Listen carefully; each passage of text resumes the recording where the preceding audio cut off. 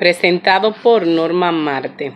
Le estaré hablando de la entrevista de evaluación. Desde hace mucho tiempo, la evaluación ha sido una actividad importante para los clínicos practicantes. En este capítulo nos enfocaremos en la entrevista. Los capítulos subsecuentes tendrán que ver con la evaluación de la inteligencia, la conducta y la personalidad, junto con el proceso del juicio clínico. Sin embargo, antes de adentrarnos en los aspectos específicos de la entrevista, se harán unos cuantos comentarios generales acerca de la evaluación. La evaluación en psicología clínica, primero que nada, debe hacer una distinción entre diagnóstico y evaluación. Con demasiada frecuencia, el diagnóstico implica una aceptación del enfoque del diagnóstico psiquiátrico y para muchos clínicos también sugiere el uso superficial de etiquetas para describir a los pacientes. Definición y propósito. Existen quizás muchas maneras de definir formalmente a la evaluación psicológica. Maloney y Ward ilustran una definición en la que afirman que la evaluación psicológica es un proceso de solución de problemas, respuestas a preguntas. Para Sundberg, la evaluación de la personalidad es el conjunto de procesos utilizados por una persona o personas para desarrollar impresiones e imágenes, tomar decisiones y verificar hipótesis acerca del patrón de características de una persona que determina su conducta por la interacción del ambiente. Más que esto, la evaluación no es algo que se hace una sola vez y se da por terminado. No, en muchos casos es un proceso continuo, incluso de todos los días, como la psicoterapia. Ya sea que el clínico tome decisiones o resuelva problemas, la evaluación clínica es el medio. Influencia de la teoría. Con anterioridad se señaló con frecuencia los compromisos teóricos del clínico influyen en gran medida en el tipo de información que se busca. En otros casos, la información puede ser similar, pero los clínicos se realizarán inferencias diferentes a partir de ella. Por ejemplo, los dolores de cabeza frecuentes pueden ser para un clínico una clave de hostilidad reprimida y para otro tan solo evidencia de tensión en el trabajo. Para algunos clínicos, los datos de la historia clínica se vuelven un auxiliar para ayudar a que el cliente desarrolle una jerarquía de ansiedad. Para otros, son un modo de confirmar hipótesis acerca de las necesidades y expectativas del cliente. Por tanto, la evaluación no es un conjunto completamente estandarizado de procedimientos. No se aplican las mismas pruebas o se le hacen las mismas preguntas a todos los clientes. Existe una realidad psicoanalítica, una realidad de aprendizaje, una de aprendizaje social, una realidad existencial, etc. El propósito de la evaluación no consiste en descubrir la verdadera esencia psíquica del cliente, sino describir a este individuo en términos prácticos, lo que lo considera a la solución de un problema. Por supuesto, esto difícilmente significa que una descripción sea buena como otra para un caso particular. La referencia. El proceso de evaluación inicia con una referencia a alguien, un padre, una autoridad escolar, un psiquiatra, un juez o quizás un psicólogo plantea la pregunta acerca del paciente. Por ejemplo, ¿por qué Juanito es desobediente? El repertorio conductual deficiente de un paciente está en las funciones de las menores oportunidades de aprendizaje o está en la limitación o esta limitación representa un esfuerzo para evitar razones cercanas a otras personas que podrían ser amenazantes. Korchin agrupa las preguntas de referencia de acuerdo a los propósitos de evaluación. 1. Para proporcionar información de línea base. 2. Para valorar el estado del paciente después de la intervención. 3. Para planear y guiar los esfuerzos terapéuticos. 4. Para desarrollar un diagnóstico psiquiátrico. Y 5. Para predecir la conducta futura. Evaluación escenario actual. Ábeles ha comentado en fecha reciente acerca del descubrimiento de la evaluación. Observa que durante los decenios de 1960 y 1970 pareció haber una disminución del interés por la evaluación psicológica. La terapia es una empresa más glamurosa y la evaluación casi parecía ser injusta para los clientes. Parecía que el compromiso histórico de la psicología con la evaluación estaba languideciendo. Entrevista, características y tipo. Casi todas las profesiones consideran la entrevista una de las técnicas principales para obtener datos y tomar decisiones. Para los políticos, consumidores, psiquiatras, patrones o personas en general, la entrevista se ha vuelto una herramienta muy importante. Entrevista contra prueba. En cierto sentido, la entrevista ocupa un sitio, un lugar entre la conversación común y las pruebas. La entrevista tiene más que un propósito y están más organizadas que la conversación, pero son menos formales o estandarizadas que las pruebas psicológicas. Tipos de entrevista. Existen muchos tipos de entrevistas, sin embargo, difieren al menos en técnica, método que en propósito. Se requieren los mismos tipos de habilidades dentro de cada variedad. Entrevista de admisión. En general, una entrevista de admisión tiene dos propósitos. 1. Determinar por qué el paciente ha llegado a la clínica o institución. 2. Juzgar si las instalaciones políticas y foco de competencia de la institución satisfacen las necesidades y expectativas del cliente. Entrevista clínica o de historia clínica. En la entrevista de historia clínica se obtienen tantos antecedentes personales y sociales como sea posible. Existen interés en hechos, fechas y eventos concretos, así como los sentimientos pacientes acerca de ello. Entrevista del estado mental. Este tipo de entrevistas se realizan para evaluar la presencia conducta anormal. Una de las principales limitaciones de la entrevista de estado mental tiende a ser la falta de confiabilidad, dado con frecuencia tienen una ejecución sumamente desestructurada. Entrevista preprueba y postprueba. La entrevista preprueba tiene varios propósitos. El primero consiste en establecer un rapport básico que ayudará a facilitar el proceso de prueba. La segunda meta de la entrevista preprueba es la de comunicarse al paciente la naturaleza de los procedimientos de pruebas.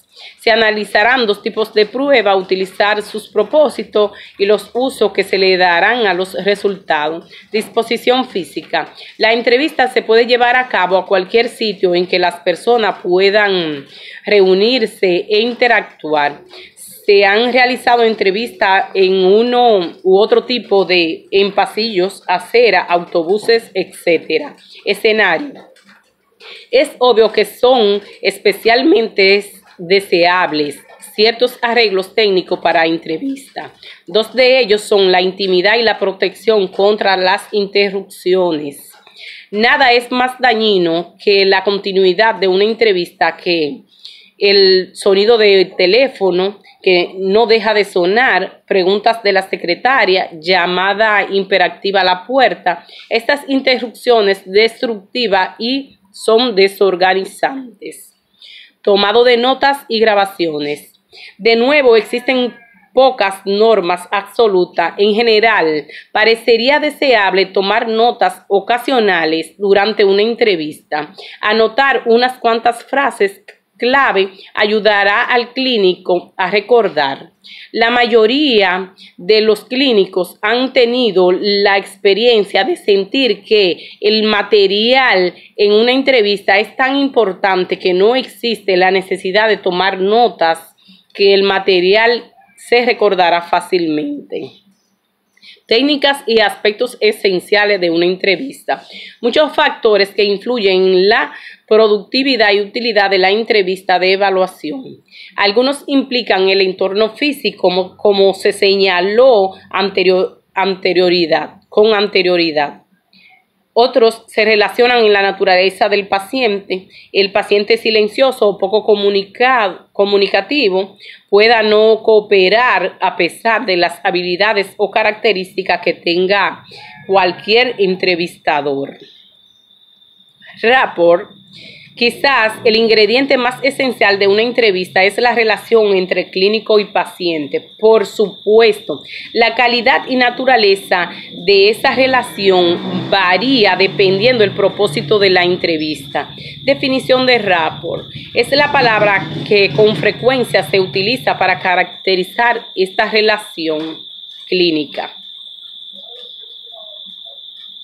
Lenguaje. De extrema importancia es utilizar un lenguaje que el paciente pueda comprender. Primera reunión. El contenido inicial entre el clínico y el paciente puede ser de especial importancia. Se reúnen un problema, un paciente, un clínico y una situación específica.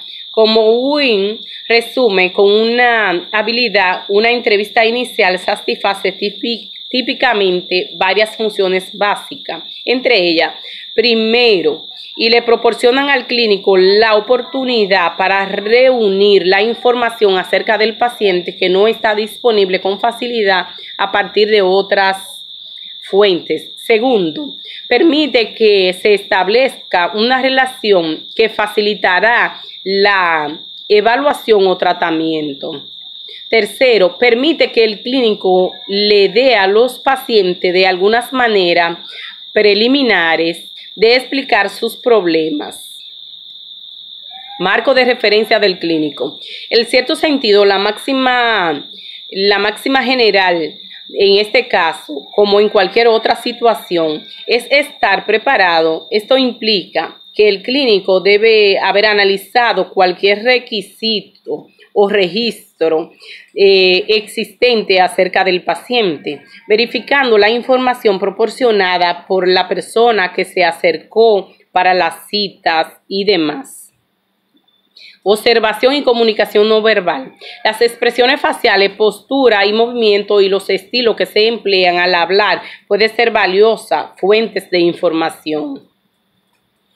Confiabilidad y validez de la entrevista. El campo de la entrevista cubre todos los intercambios terapéuticos, interpersonales, hasta técnicas para mejorar la validez y confiabilidad de los medios de la entrevista y la exploración sistemática de aspectos esenciales entre entrevistas de trabajo. Aparte de los clínicos, aquellos psicólogos que tienen más participación en el proceso de entrevista han provenido del campo de la psicología industrial y organizacional. Prejuicio del entrevistador. La perspectiva selectiva, la proyección de las propiedades, necesidades y expectativas y otros, la sensibilidad para ciertos aspectos de la conducta de otros se continúan solo a los pacientes. Los trabajadores sociales influidos con sus prejuicios llegaron a conclusiones muy diferentes acerca de los problemas de un grupo de varones menesterosos. Evaluación de la inteligencia. La evaluación comenzó a rezagarse y los técnicos empezaron a volverse asesores como lo habían sido antes de la Segunda Guerra Mundial, pero no solo se ha vuelto a descubrir el valor de la evaluación, sino que en particular las pruebas de inteligencia continúan siendo de suma importancia, donde del arsenal de instrumentos de evaluación del clínico Alfred Binet y su colaborador Teodoro Simon comenzaron el movimiento de las pruebas de inteligencia cuando diseñaron la prueba Binet-Simon para identificar diferencias individuales en el funcionamiento mental. Concepto de inteligencia.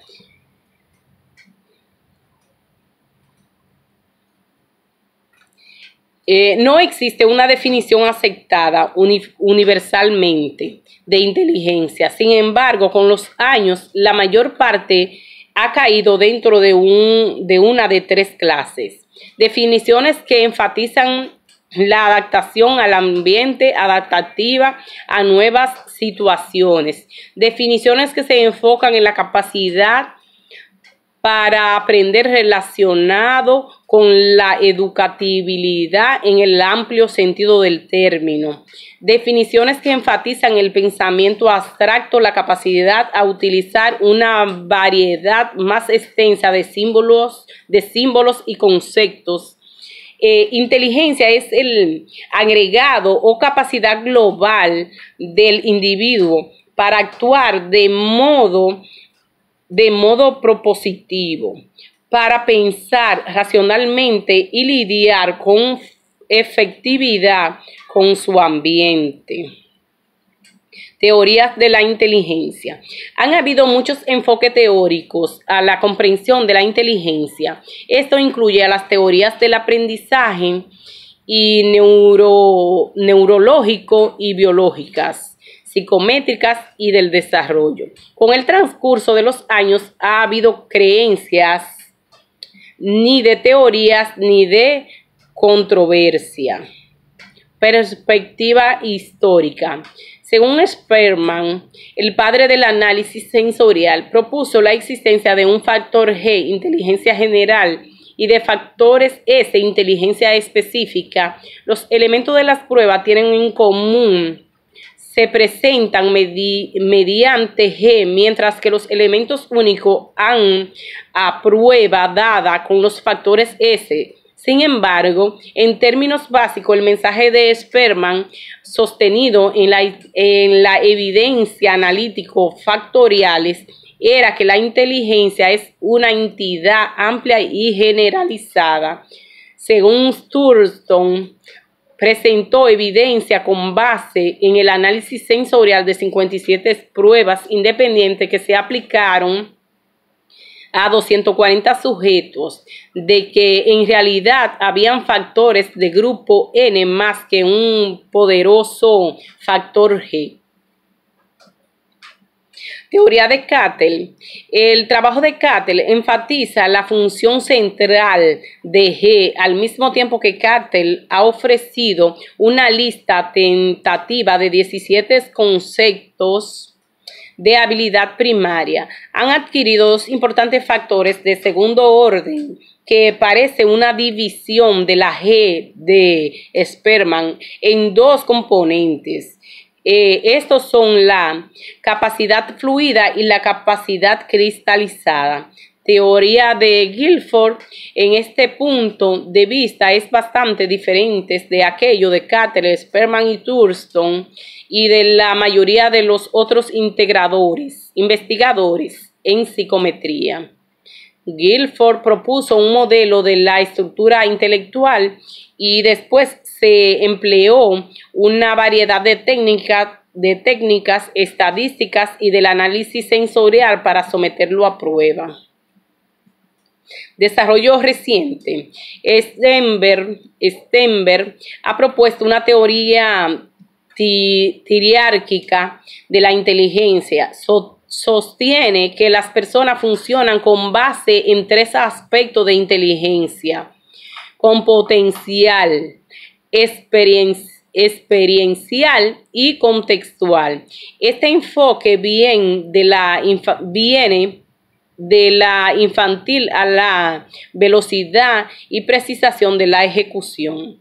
Gardner ha descrito una teoría de inteligencias múltiples. La capacidad intelectual humana implica un conjunto de habilidades, de soluciones de problemas que le permite a la persona resolver problemas o dificultades.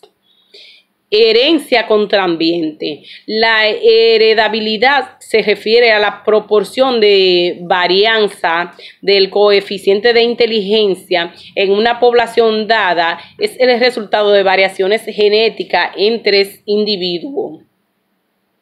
Evaluación clínica de la inteligencia, escala de Stanford-Binet. Durante muchos años la escala Binet era notable por ser escala de edad. Muchas gracias.